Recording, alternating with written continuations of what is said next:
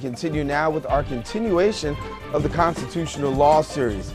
We get into the issue of drinking alcohol in public, more specifically, drinking on steps, the lobby of a private building.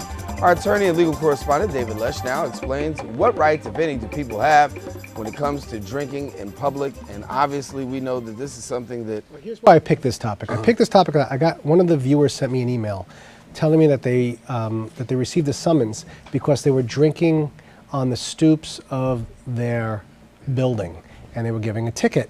Now, the alcohol, they were drinking alcohol. It wasn't covered, there wasn't a paper bag, and they asked me in the email, what are my rights in terms of drinking? When can I drink? Where can I drink? And did the police have a right to give me a ticket? Considering the fact that they're on their stupid home. That's correct. So I thought to myself, this would be a good constitutional law topic because it does involve the Fourth Amendment, search and seizure. It's a constitutional law question. So let's talk about it, right? So it's a good idea. Let's talk about what the New York law is. First of all, it's the New York Open Container Law, which prohibits anyone from drinking an alcoholic beverage or possessing and intending to drink from an open container containing an alcoholic beverage in a public place. There are two important things in that particular statute, the New York Open Container Law. The first thing is what's considered to be alcohol, and the second question is what's considered to be public. So let's talk about what's alcohol. They make that easy for us. If it has 0.005%, it's alcohol, which is really basically everything. Okay, so whether it's a light beer or whatever it is that you're drinking, if it has any alcohol in it, I can pretty much guarantee it's going to be covered by this statute. Fine. So then the second question is what's considered to be public? Well, there was a recent case of a man in Brooklyn who was the president of his co-op, and it turns out that the steps of the co-op, the front did lead into the sidewalk. He was drinking on those steps, and he was having a drink, and of course he was given a ticket. And he said, well, wait a second, I'm sitting on my steps. These steps are part of the co-op. I'm the president of the co-op. We own the entire building. And the court said, no, that's still considered to be public property. So it's a fine line between private and public. So the question is, what can you do to protect yourself if you're not really sure? This was really what the viewer was asking me. You have to cover up whatever it is you're drinking so that a police officer doesn't have the right to go through a bag that you have, a pocketbook or anything to search you. We know that. It's an improper search and seizure. So if you're drinking a beer or something and it's covered in a paper bag, which of course we see often, and you kind of wonder what they're doing. I mean, it could be a soda, but it could be a beer, it could be something else. Then that's okay. Now, of course, you can't have any public drunkenness. You can't fall about on the street, but that would be all right. You wouldn't get a ticket for being able to do that. The issue is what happens when you're in a park and there's a public event, let's say, it's the Philharmonic. Yankee Stadium. Yankee Stadium. Well, Yankee Stadium's different because Yankee Stadium, it's a private event and they will make you purchase alcohol from their own vendors. That's different. So you can't bring in your own alcohol to Yankee Stadium. It's still a private event. But they have a liquor license, so if you're overage, they can provide you alcohol. And of course, after a certain amount of time, 6, 7 innings, whatever it is, they can prevent you from buying it any longer. They can't prevent you from still drinking from, I guess, the 7th inning to the 9th inning or into extra innings, but they can prevent you from buying it. But it's a private venue, so that's different. The issue is what happens when the city of New York has a concert in the park, a Philharmonic, let's say, and you bring a bottle of wine and you're sitting on a blanket. Well, you're not allowed to drink alcohol sitting on your towel or wherever it is because it's still public.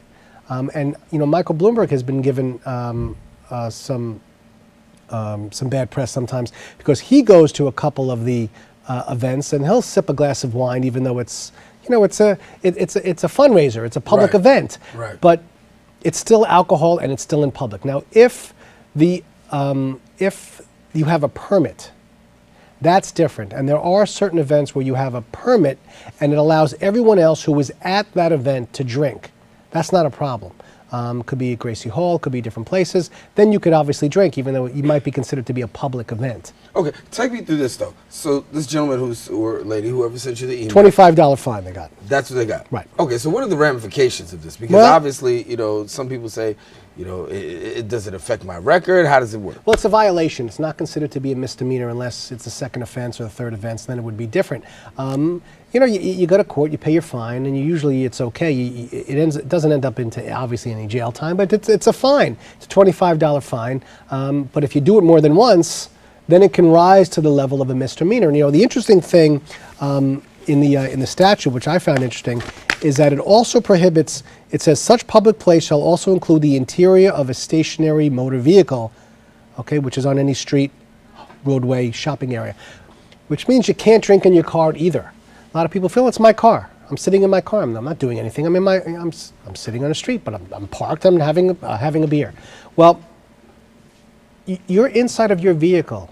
From what can be seen from the outside, is considered to be a public space. That's why we don't allow tinted windows. And it's illegal. We want police officers to be able to look in your car from the outside, even if it's parked. It's not considered to be public. Now, we don't give police officers the right to go into your glove compartment. That's private. To go into your trunk, that's private.